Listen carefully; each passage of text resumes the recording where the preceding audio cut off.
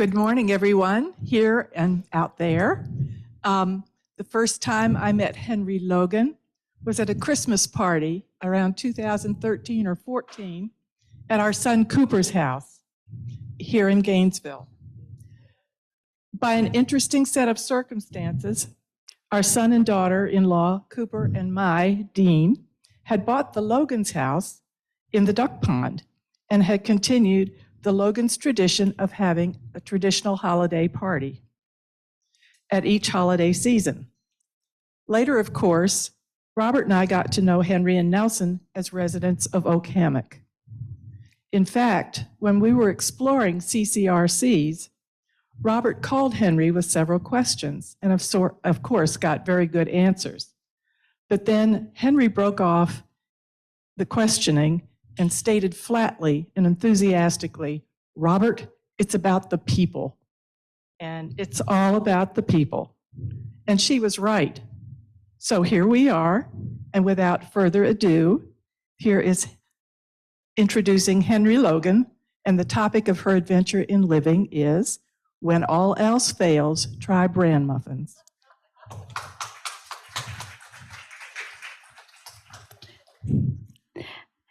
Thank you, Deb, for that very nice introduction.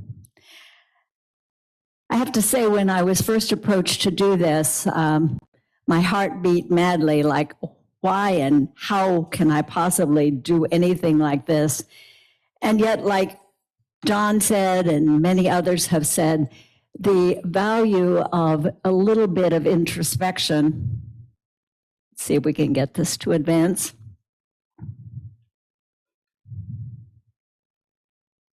A little bit of introspection is wonderful. And as I prepared for this, I realized what an unbelievably lucky woman I have been for the adventures, the people I have known, and the activities and the people that I have loved and have been loved by. I want to set the context just a little bit. I am the granddaughter of a woman with a 5th grade education who was widowed by an automobile accident when she was in her 40s and left with 3 children at home. The year is 1939, and here is Hutchinson, Kansas, in the heartland, and that is where I was born. I was born to a woman with a college degree who described a college degree as an insurance policy. I was the daughter of a football and basketball coach, and I loved to dress up. I remember fun and laughter and basketball and football, and most of all, cheerleaders. The cheerleaders would sometimes come up where I was sitting at the basketball or football games. They were beautiful and they were full of fun and they talked to me. And so cheerleaders were a very important part of my life. My father had served on the battleship Arizona.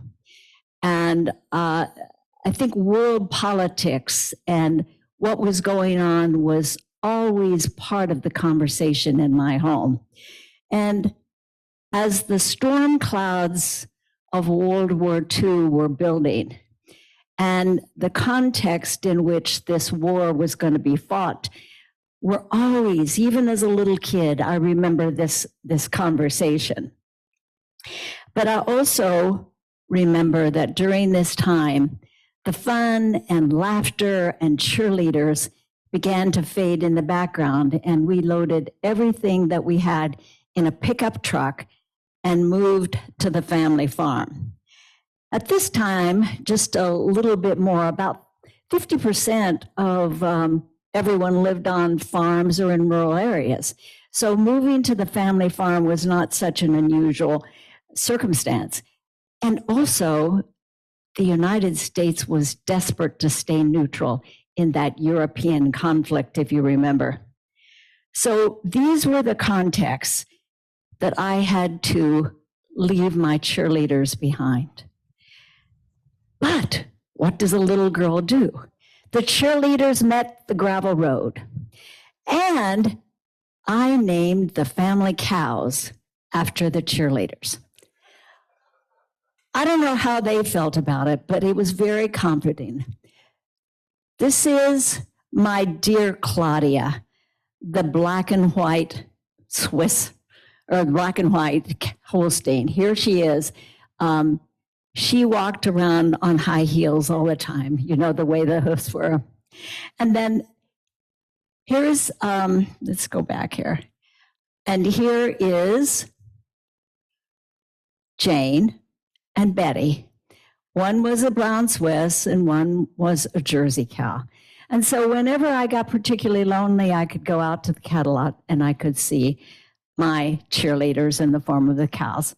My parents were very amused by my enamorment with the cheerleaders. But not too long after that, my baby brother was born. And I can tell you that life changes a lot for an only child when a baby brother. And I want you to take a look at this man's face, how it has changed from those days when he was a football coach and a basketball coach. And now we were living on the family farm, and our job was to raise food because that was an important part of the war effort. This is my brother and me, and he's sitting quietly in this picture, but that was not the common experience at our household. Farm life. Well, there were some things that were positive about farm life. There was the tractor, which was always noisy, but if you got to ride on it, that was a lot of fun. But there was a haymow up there, and you could always find baby kittens in the haymow, no matter what. There were cousins, there were kitties, there were puppies, there were bicycles. So there were a lot of things that were almost compensatory for having to give up my cheerleaders. Then there was school. School was an interesting experience for a kid on a farm on a gravel road because, you know, there's no kindergarten in those days. And you go straight to school. It was a rural school. And there were all those rules. Don't get out of your seat without permission. How do you get permission? Calmly raising your hand and waiting to be recognized. But what if you were sick? What if you were sick to your stomach? What if you, and how furious people were when you threw up in your seat because you knew you were not supposed to get out of your seat. It created a very interesting relationship with rules. And what I learned is that rules are subject to interpretation, and you jolly well better figure out who's doing the interpreting if you're going to be successful. There were some really pivotal moments in that elementary school education on that gravel road in that teeny tiny little town. And I was, as about a fifth grader, asked to write the editorial for the school paper. I wasn't the editor of the paper, but I was to write this editorial.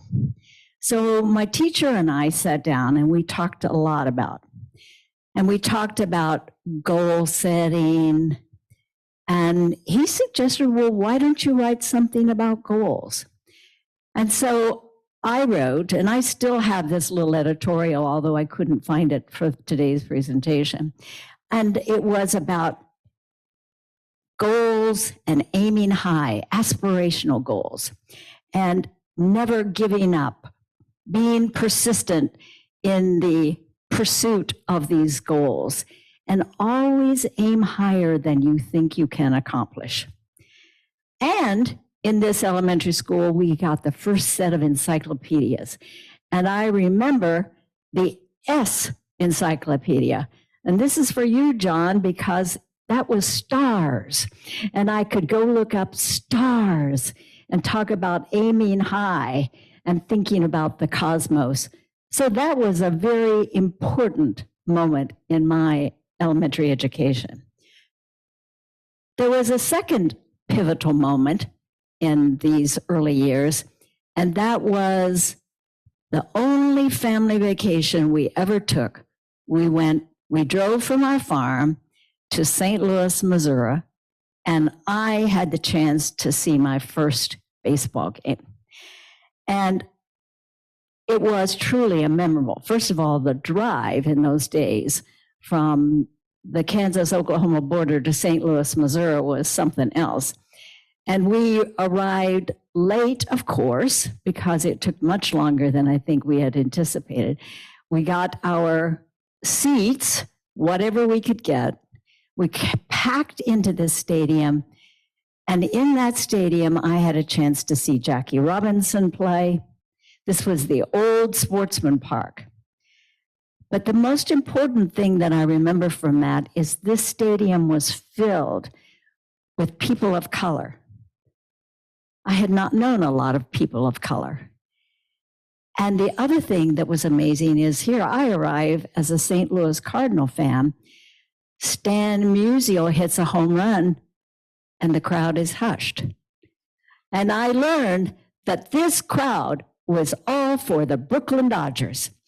And Jackie Robinson played, and Duke Snyder, remember, he was the center fielder. I remember him dive and make a sensational catch out in center field.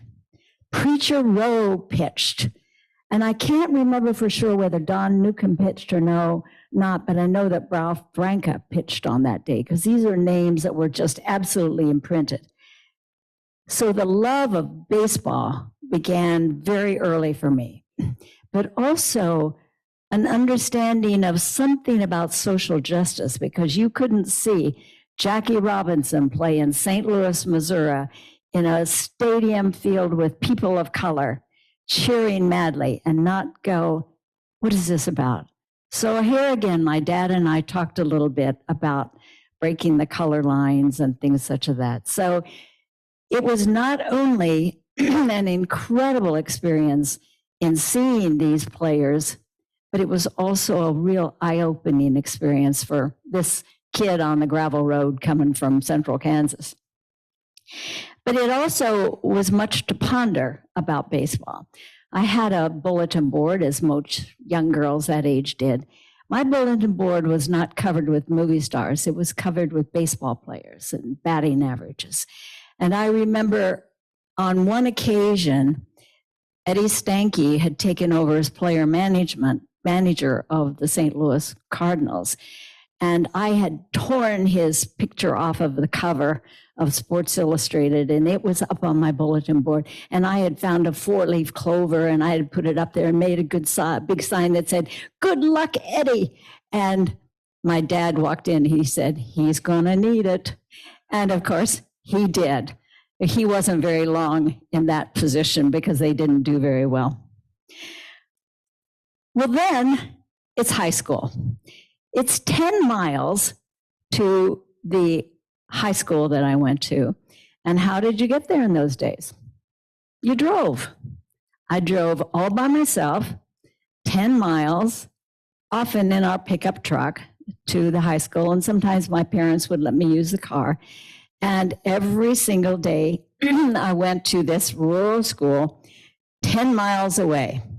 By this time, only about 20% of the American public is living on the farms. So we're becoming much more of an anomaly, and that figures into the rest of my story. The prevailing mood was that girls didn't need math and science, and if it was hard, why bother? Because girls don't need it. And there was a tendency to counsel us out of math and science and do other things. I balked at shorthand. No way was I going to take shorthand. But there was a pivotal moment in that first year in high school. And even though my father and mother could see no reason that I took math and science, I was offered a chance to join the varsity debate squad as a freshman. And my dad leaped at that because he said, there's nothing better than being able to stand up at the front of a group and give a talk, even if your heart is pounding. And so I joined the varsity debate squad as a 14-year-old. And on that squad were 3 senior boys. The debate coach was a man. And I guess I got comfortable with hanging out with largely male groups. And I also got fairly comfortable with standing up for myself and not being too intimidated by their opinions, which turned out to be useful, except I had to always be careful when I followed them around that I didn't follow them into the men's room instead of going to the ladies' room, because there was never a line at the ladies' room in those days. The topic of debate that year, I think, is pretty interesting. Resolved that the President of the United States should be elected by direct vote of the people. In other words, we were debating the Electoral College at that time. I learned enormous amounts, even though I had to have a lot of help writing my speeches. I learned that issues are never black and white, that you can always find a better argument for a good argument. And so this was an important, I guess, arrangement of how I think about things, and particularly in conversations. And I learned that there were just many, many, many sides. And if you could be articulate and talk about something, you could probably win the debate. So those debate topics, I think, are fascinating, and I will say some more about that in a few minutes. So I think I would say that my high school experience was pretty much atypical. This is one of the debate squads. I had boyfriends and graduation, was basketball queen, all those kinds of usual circumstances that went along in rural high schools in that day. But one event I think is worth noting here. When I was in my senior year, and the debate topic was resolved that the federal government should sustain the price of major agricultural products at no less than 90% of parity. The percentage of people living on the farm at that time had really plummeted. And so there was great conversation about the value of subsidizing farms. But you remember also at that time, wheat and corn were being used as weapons, and we would also often have tariffs, and we would also have embargoes and things like that. So this was an important topic. And even after Sputnik, I remember there was much conversation about the need for math and science, but what about food security? It's been a topic for a very long time. And just as a further aside, when one of our sons finished his MBA, his final project, his final small group project was, shall we subsidize agriculture? So 40 years later. So these topics that I was exposed to, even though it was a gravel road, were really important and have remained important in the world. And I don't see it going away anytime soon. So after high school, it's off to college I go. And I was the only girl in the class, of course, to go off to college. But going to college was an absolute foregone conclusion. In 1958, Sputnik, and that changed very much the orientation. And I found college a very conflicted time. I had learned that a college education was an insurance policy. There was never any conversation about career aspirations There was just getting the college degree. And there again, I found the rules were subject to interpretation. And it depended a little bit on who it was that was doing the interpreting. So the best thing about my college was I met my beloved husband. And this is that kid brother. And I can tell you, he fell in love with Nelson even more than I did. And he idolized him. Nelson was a college football player. So you see that I was drawing the circle together. My greatest happiness had been sitting in the stands of football and basketball games. Nelson wore number 20, and this is actually from Wichita State's football team. I was lucky enough to find it as I dug out there on the internet. So we married after we had both graduated. I think I love this picture of my dad and me, and this is as part of our wedding party. My brother had pitched 9 innings of baseball that morning of the wedding, and he promptly passed out at the wedding, so made for an eventful, so he's not in that picture, but that's okay. We got married nonetheless, and we got married in this historic Presbyterian church in Freeport, Kansas, that had a population at its greatest of 100 when the Cherokee Strip opened. And at this time, Nelson and I were calculating there were about 15 people that lived in the town, and we knew them all quite well. Thank you very much.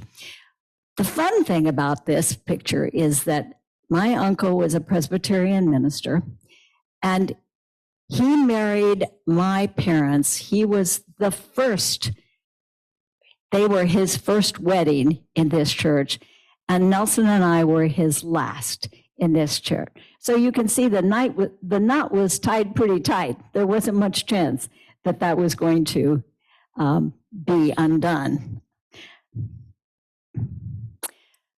So after college, we loaded everything up and moved to Salt Lake City. Nelson was there to pursue a degree, a PhD in computer science. Wow, was that new, revolutionary, cutting edge stuff. And I taught school. Those were incredibly heady times. And so the adventure begins. As Nelson began his PhD in computer science, and I was teaching in the public schools, I had another really pivotal moment in my life. I was selected as a teacher, I'm an elementary school teacher, to train in the NSF math program because they wanted to upgrade the quality of math education in the elementary schools. And I had been counseled out of math and science, and I went, wow, these are the most exciting concepts I had ever heard of. And I fell in love with math. And it was a true turning point in my life. And I think John Axe made the comment in his that the NSF programs at that time transformed a lot of people's lives. I don't know whether I was a better school teacher because of it, but I can tell you it changed my absolute orientation to what happened after that. And during, I'm going to go back and stay on this for just a second because I want to say that during Nelson's PhD training in computer science, which was a brand new field, they often invited me to come to their seminars. And I was so honored. I mean, in retrospect, it seemed pretty normal at the time because here I had come out of this NSF math training program and was just in love with math concepts. And they were in the early stages of machine learning. And they were so interested in how kids learn. And since I was teaching kids math, they wanted to always pick my brain and talk to me about how they did with this concept and that concept. And that was an amazing experience.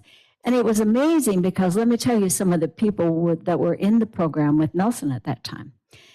Alan Kay, and Alan Kay developed WordPerfect. But Alan Kay's father actually started K-Pro, and that's where Alan was working at that time. So if you ever had a K-Pro, that came out of the K Enterprises. John Warnock developed Adobe, Photoshop. That's part of his big business. And Grace Hopper. Do any of you remember the name Grace? She came and gave a seminar, and she, of course, developed COBOL. And these were people that were walking through Nelson's life every day and mine on occasion when I was invited to come to these seminars. So it truly was an amazing, and it really was a life-changing experience for me. Well, after that, life happens. So we buy the first of 5 airplanes, not all at once, but in sequence. We have 2 little boys. Nelson finishes his PhD and takes a faculty job at the University of Iowa in Iowa City, Iowa. And we were off. And I was pretty sure that I could have it all. I started my PhD. I'd started it at Utah, but two babies kind of interfered with getting as far as I want to. So I got involved deeply in it at University of Iowa. And I was absolutely certain that I could have a career, a big research career. I could have a family. I could have a successful marriage. And most importantly, I could be a soccer mom or a baseball mom for 2 little boys. And that's what I set out to do. I finished my PhD and my career begins. University of Iowa hired me, but not in math education. I had been doing really early kind of simple simulations. And they were looking for people because they were beginning to understand in the health field that simulations could be very valuable in many ways, not only in patient care, but also in testing and training students. So I was hired in the health center. And I figured a PhD was a license to learn. So that's exactly what I sought out to do. I realized in all of this, the fire that burned in my belly was curiosity. And so I designed for myself a postdoctoral training in pharmacology and physiology and psychology. And I found faculty members to be very receptive if they'd let me sit in on classes and I could meet in their seminars, and I worked hard, but it was an opportunity to pursue topics that were of importance and great interest to me. But you know, as a part of all that, if you want to be in research, you have to learn how to get funding. And I smile when I say that because I think about some of the early criticisms of my grant applications. Now, I was only going to small organizations for funding, and I was going to businesses. If I wanted to study some biomarker, I would go to some company and ask them to give me 3 dozen kits, and then we would learn how to study the whatever biomarkers we were looking at. But we got better and better, and I had great people that I was working with, wrote more and more grants. And you get pretty callous to the criticisms because there's probably no greater gift than really honest feedback on something that you're doing. And so writing grants. But this one, learning how to recruit subjects, because if you want to do big clinical trials, you have to recruit subjects. And I knew how to make presentations to medical people and dental people about the projects and justify the science and so on. And I'd learned enough science by this time that I could speak the lingo. But the issue of recruiting subjects was a bit more difficult. This was another pivotal moment for me because to recruit subjects, you really had to engage the staff in those practices because faculty was easy or the professionals were easy. And if we could get to the patients and tell them why this was a benefit to either the greater good or to them, we could do it. But it was the staff. And we had been particularly unsuccessful. We were studying stress and pain and the influence on the immune system, and then looking at health outcomes, particularly flu and colds, in the 6 to 8 weeks after they had had a stressful experience. And we were just not able to recruit subjects. And I'm sitting around with my smart students and we're brainstorming about this. And one of them says, I've been thinking about this. The crabbiest animals in the jungle are the ones that are constipated. Let's try bran muffins. So we thought outside the box. We made bran muffins, took them in, and gave them to the staff, and we had incredible help after that. So it just goes to show, think outside the box and always think about bran muffins. We had a lot of success at Iowa, but I was recruited to come to the University of Florida. And I really ignored the first request to come because I didn't even know for sure where Iowa was, or where Florida was, like, why would I want to go down there? And Nelson said, you really ought to go at least look at the job. So I did. And I came back and I said, the job is better than I thought it was. And there's some things about that university of 50,000 compared to University of Iowa, which was about 35,000, that looked very, very promising. So we did it. We moved to Florida. And it did indeed turn out to be the best career move I could make. The opportunities for cross-discipline work were just extraordinary. It's a huge university, so there's everything you really want to study. And if it's not here, it's at Florida State or it's around. And I had always learned that if you really need funding, you need to get closer to Bethesda, because that's where NIH is. Now, Florida's not a lot closer than Iowa City, but it is closer. And it's at least in the same time zone. So that turned out to be a very, very important part. The sheer size and the opportunities for collaboration were really important. So I was at the University of Florida. I was a full professor, of course, by that time, long before, and we had a lot of success in getting big grants.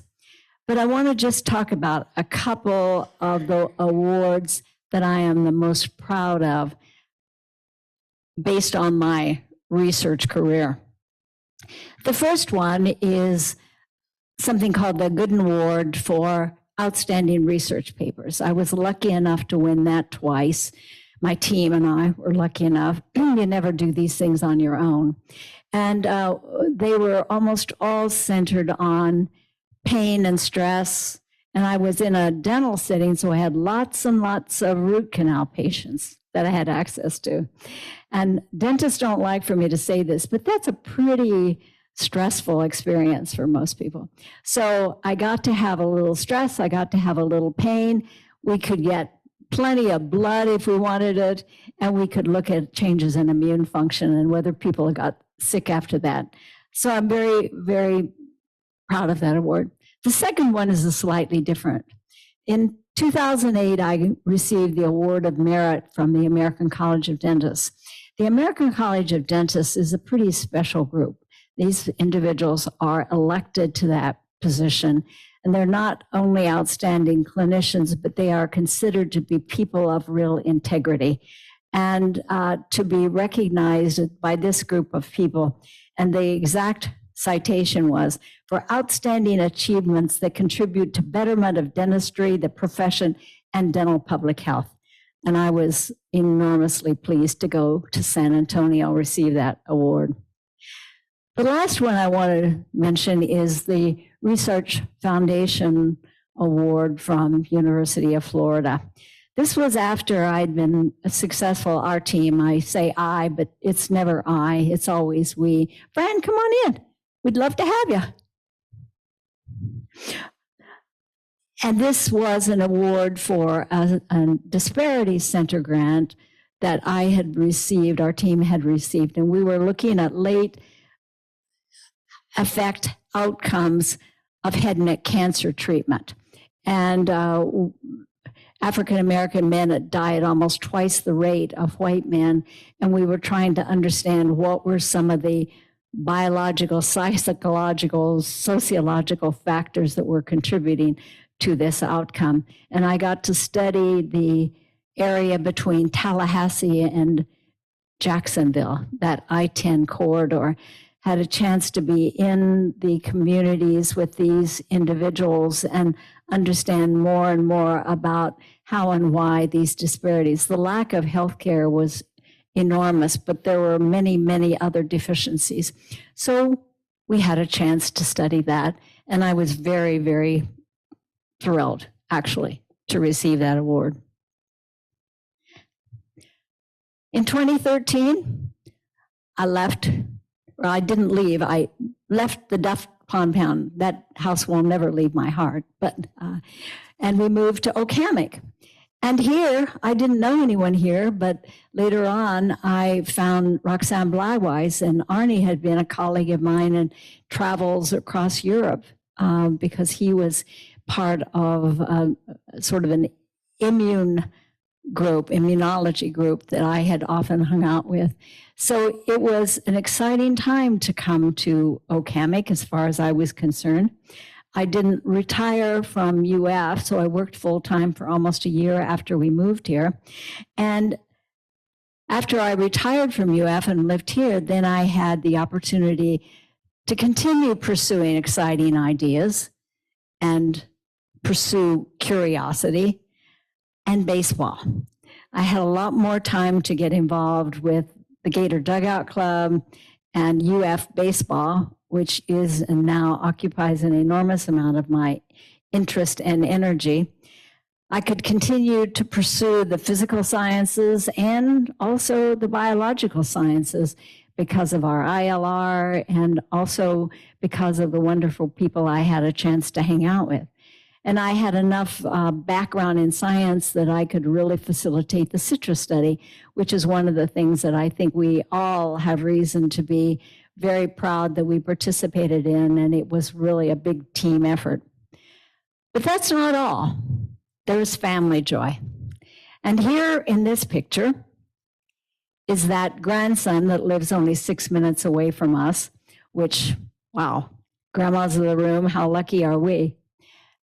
Our two sons, Connor over at the Shark Observatory, and also in the swamp with me. We got to take him to Alaska and jump into the icy cold waters. And here we all are celebrating his 18th birthday. So I ask you, was I right? I could have it all? Well, I sort of smoothed over some of the bumps in the road. But it has been an incredible adventure. So what do I take away from all of this reflection? Well, the first message is clear. All things come to she who waits if she worketh like hell while she waiteth. Not always the easy path So you design your own postdocs. So what?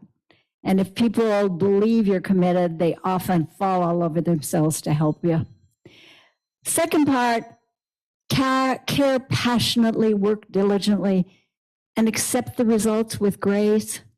The last part of that is the hardest part.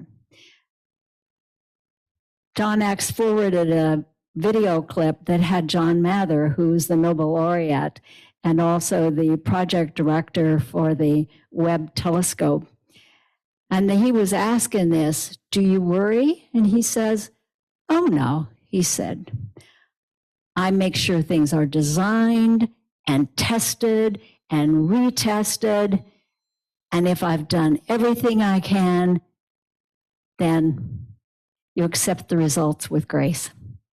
So I figure if John Mather can say that, that's probably pretty good advice.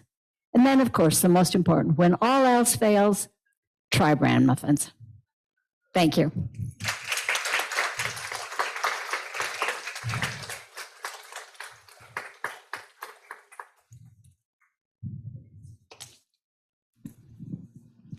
Thank you.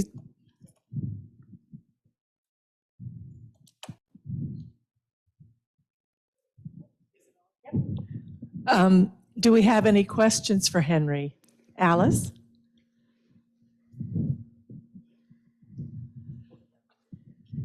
That was a pure delight, and I just want to ask you one question.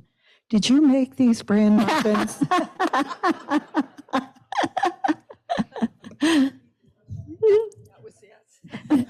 I wanted to know if your parents lived long enough to see you get your PhD and have that mass shift in your life. Thanks for the question. Yes, they did. And I have to say something. I spent a lot of my life trying very hard to get my dad to say he was proud of me. And it wasn't until I was in my 50s that he finally said, I'm proud of you. And so never give up. Eventually, dads may say to you girls, I'm proud of you. Yes. My father lived to be 105 and my mother lived to be in her mid-90s. So they both did. And my dad said about my accomplishments, because he said, somebody said, why do you think she's that accomplished? And he said, I think it's because some man told her sometimes she couldn't do it.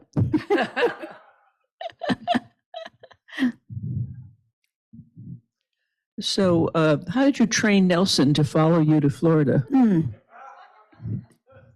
That's Mary Sue Coleman was the president of the University of Michigan, and she had been at University of Iowa before that. And Mary Sue gave some very sage advice to those of us that were in the career. She said, marry wisely. And I would be absolutely remiss to say that Nelson has been a fabulous, fabulous asset. But not only that, his career had definitely been the preeminent one. And we were at Iowa, and he had been an administrator. He had been an academic dean for education, you know, all those kinds of things. But I think he was getting kind of tired of it. And in a way, I think he kind of looked at this and said, Florida, why not? And so he said, let's go. And he began his own business. He stayed at the university for a little tiny time, but then he began his own business. And I think he would say, don't want to put my words in his mouth, that was the best gig of his life when he started his own business. So it worked. He was a business consultant. He did executive coaches for CEOs, executive coaching for CEOs. Henri, tell us a little bit about your flying adventures. Oh, yes. I mentioned we owned 5 airplanes. The first major fight we had in our marriage was whether we were going to pay the rent or pay for his flying lessons. 5,000 hours later, and 5 airplanes, you can tell what won. We did. We started out in Salt Lake City with an older V-tail, and we talked about this. It was a B model for those that you know anything about beach bonanzas. We sold that when we left Salt Lake and moved to Iowa City. We bought a C model, which is still the V-tail. And we were in partnership with other people with an S model and so on. We traveled all over the world. But I frankly found it too restricting not to own our own airplane. So I was the banker and I said, get rid of these partners. And we bought our own airplane. And so for most of our married life, when we had an airplane, we had our own airplane and we flew everywhere from Seattle to San Diego to the Bahamas, up and down the coast. In fact, invite us to a wedding in Madison, Wisconsin, no matter where we lived, we'd drop everything and go. It gave us a very distorted view of how far it is from one place to another now that we don't have an airplane. But it was fabulous, and we were true partners in that. You didn't tell Henrietta what NFS stands for. Oh, sorry. National Science Foundation. National Science Foundation. One other cute little thing I just want to say in terms of acronyms like that is when I was working on my PhD and I'd have a babysitter come in to take care of our two little boys, the littlest one kept asking the babysitter, what's a BHD? Do you have a BHD? And she finally said, what is a BHD? I don't have one. And he said, I don't know what it is either, but when Mom gets hers, we're going on vacation. And we did. Yeah. Here you go. The baseball team. You mean the Gator baseball team? Yep. Well, I just had a wonderful conversation with one of the assistant coaches, and they are cautiously optimistic that we are going to be able to field a really great team. There's some people coming back. Colby Halter is the MVP in the Cape Cod League this year, and Brandon Sprode is back, and he is a very good pitcher. And they think they have recruited some others. And some of those shaky bullpen pitchers have really had a chance to work this summer, and they think that they're going to be ready to come in and be the mid-inning person and then the closer. We need a closer. So I'm excited about baseball.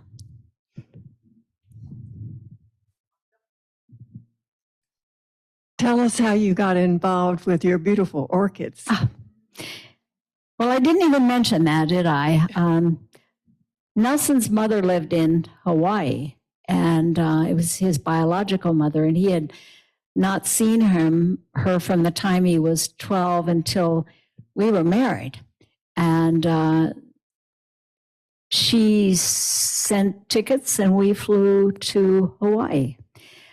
But that was only to add on to my interest in orchids.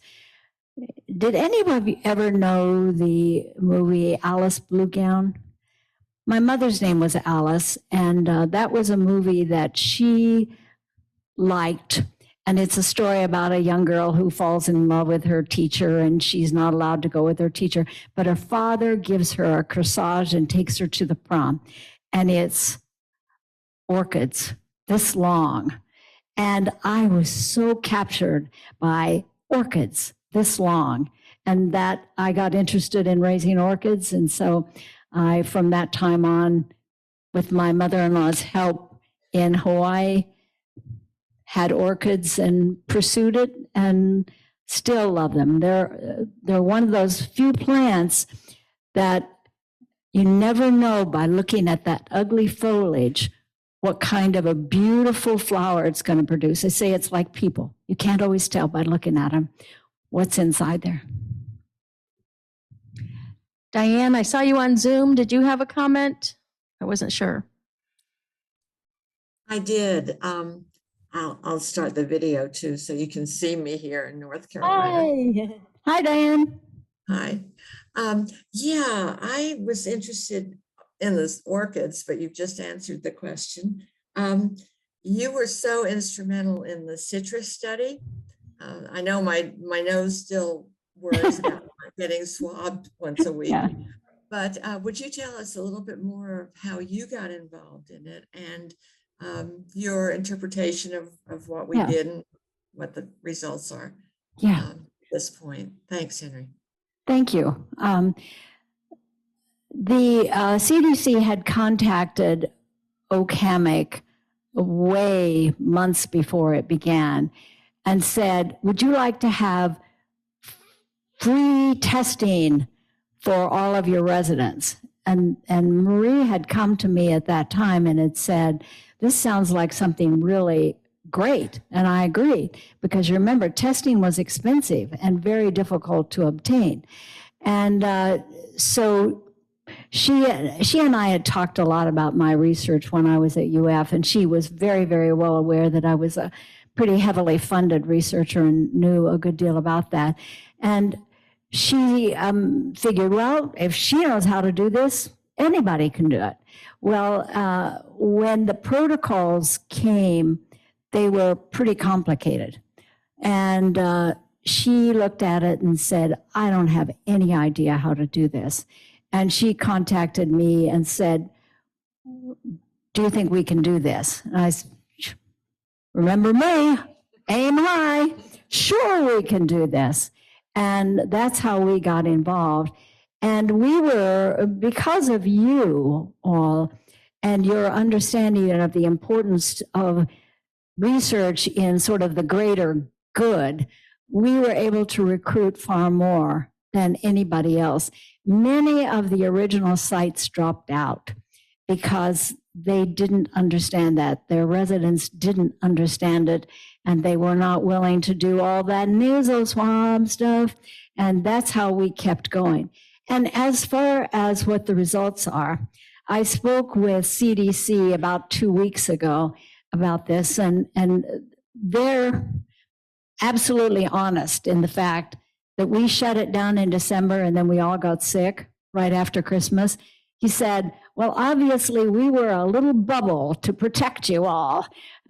We simply didn't get sick enough. And we're an awfully healthy group of individuals. And I think that was part of the problem. We learned a lot about compliance, and I think we learned a great deal about that if people understand how this can benefit other people, they're willing to do most anything. So I think those are the main messages that came out of that. I don't think there's an awful lot of basic science that came out because we just didn't get sick. Maybe that's because you were extra vigilant, and maybe after the citrus study and after we weren't doing those weekly swabs, we let up a little bit. There's a lot of different interpretations, but I believe that's probably the take-home message, Diane. Great. Thank you, Henry. You're welcome.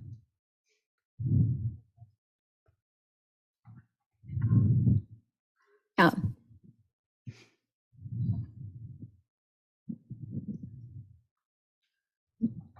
I'm sorry, but you keep using I'm these sorry. initials, and you didn't explain what the CDC is. Okay.